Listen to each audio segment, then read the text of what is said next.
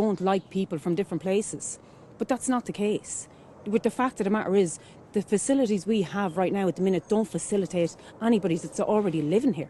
Every country is entitled to have its own migration policy, but I certainly don't intend to allow anybody else's migration policy affect the integrity of our own one.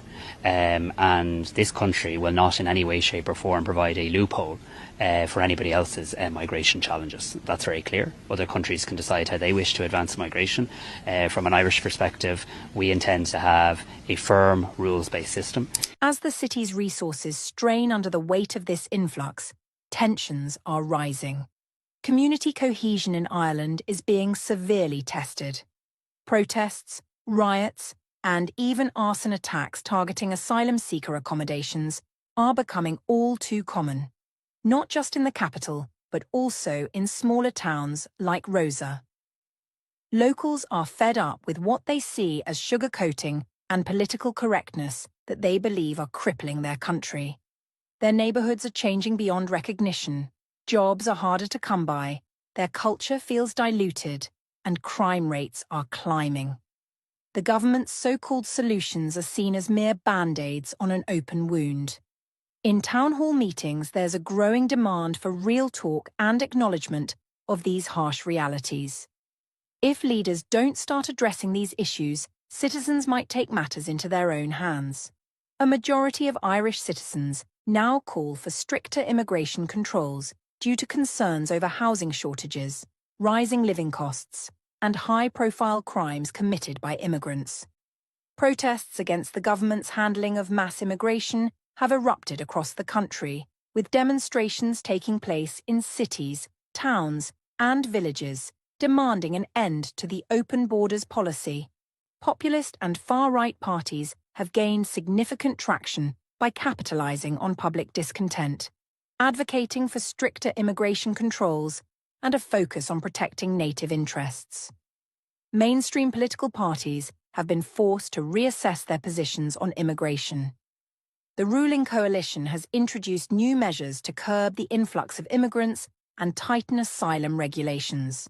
These measures aim to streamline the asylum process and reduce the number of asylum seekers entering Ireland, including faster processing times and stricter criteria for granting asylum. Tougher laws have been introduced to ensure that rejected asylum seekers are swiftly deported, intending to deter false asylum claims and reduce the burden on the asylum system. Additionally, the government has proposed cuts to social benefits for immigrants, including limiting access to housing, healthcare, and other social services to reduce the financial strain on the welfare system. Ireland's approach to handling mass immigration is not unique. Across Europe, countries are grappling with similar challenges.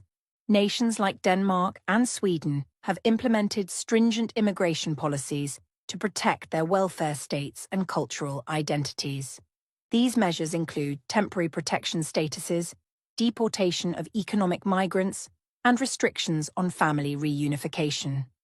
Denmark has successfully reduced the number of asylum seekers by implementing strict immigration policies and prioritizing the interests of its native citizens. The Danish government introduced laws allowing the confiscation of valuables from new arrivals to fund their stay and limited the number of non-Danish people living in certain neighborhoods. Sweden, once known for its open-door policy, has also tightened its immigration regulations in response to rising crime rates and social tensions. The Swedish government has implemented stricter border controls, reduced asylum applications, and focused on integrating immigrants into Swedish society. Ireland now stands at a crossroads. The government must balance its humanitarian obligations with the need to protect its citizens and maintain social cohesion. The current trajectory of mass immigration is unsustainable, and significant changes are necessary to ensure the country's stability and prosperity. To address the challenges posed by mass immigration, Ireland must implement stricter immigration controls. This includes strengthening border controls to prevent unauthorized entry, reducing the number of illegal immigrants, and conducting thorough background checks for all immigrants to ensure they do not pose a security threat. Ireland needs to adopt policies that prioritise skilled immigrants who can contribute to the economy and integrate smoothly into society. Effective integration programmes are crucial to help immigrants become productive members of the community. The struggle with mass immigration is complex and multifaceted. The surge in immigration has placed immense pressure on Ireland's resources, leading to socio-economic challenges and growing public discontent. The government must take decisive action to address these challenges and ensure the nation's stability and prosperity. Unemployment rates among immigrants are significantly higher than among the native population. Many immigrants struggle to find jobs due to language barriers, lack of skills, and cultural differences, leading to increased reliance on social welfare and further straining public finances. Ireland's housing crisis has reached unprecedented levels. The simultaneous demand for housing by both immigrants and native citizens has led to skyrocketing rents and property prices.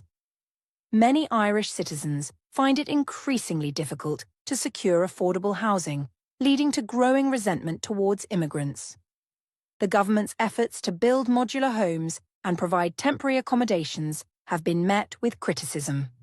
While these measures offer short-term relief, they do not address the underlying issues of housing supply and affordability. The rapid rise in immigration has significantly impacted public opinion. Nearly 30,000 people are currently living in state-provided shelters in Ireland, exacerbating the country's housing and accommodation crisis, which has been a persistent issue for the past decade.